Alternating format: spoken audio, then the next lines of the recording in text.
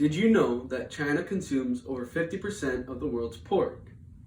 In an article on the Washington Post on their website, on average, China consumes over 120 pounds of pork a year. In China, pork is like beef here in the United States. Wherever you go, pork is the main protein. In the United States, beef is. If you go to McDonald's, you'll find a cheeseburger, or if you go to Texas Roadhouse, you'll find a steak. Well, in China, when you walk down the street, there'll be a roadside stand selling pork, or you'll go to a restaurant and find a dish that is made with a pork or a pork product such as brats. China is a huge player in the pork industry, and what they do impacts the rest of the globe. In China, pork production started on local farms raising small herds of pigs.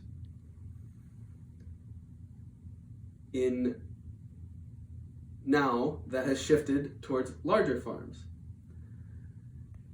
China also has huge freezers full of pork, just to back up the demand for pork in China. They also import a lot of pork from major exporters like the United States and Brazil. In a statistic from the Pork Checkoff, China imports over 300,000 metric tons of pork and pork products from the United States annually. Industrial farms have become a huge part in China's pork industry. In China, it is cheaper to buy your pork from a huge industrial farm than to buy it from your local neighbor who maybe only raises a few pigs.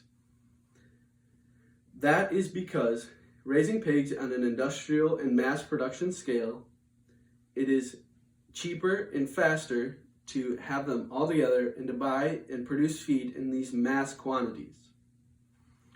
However, there is one issue with industrial farming, as it can lead to biosecurity issues and disease problems.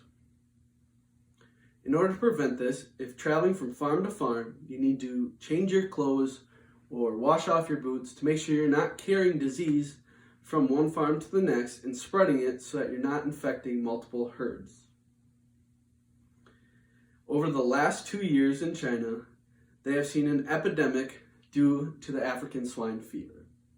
Now, this disease is spread very easily between herds. It is very noted by very obviously a fever to start, which then will lead to hemorrhaging in the ears and the abdomen, and then also leading to the extremities turning black and blue. Now, this can kill pigs in a week or less, and it is a very deadly disease.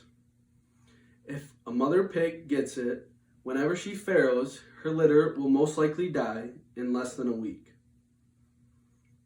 In an article posted on July 10th, 2020 from the Pig Site, in 2019 alone, China lost 180 million pigs, which was 40% of the entire nation's herd size. Now, in 2020, they've started to figure out more about this disease and started to combat it, and pig numbers are still on the rise. However, they are still dealing with it a little bit, and they're trying to improve and get better with it. In conclusion, China makes a huge impact on the global pork industry, and what they do impacts what other nations, such as the United States, do with their pork.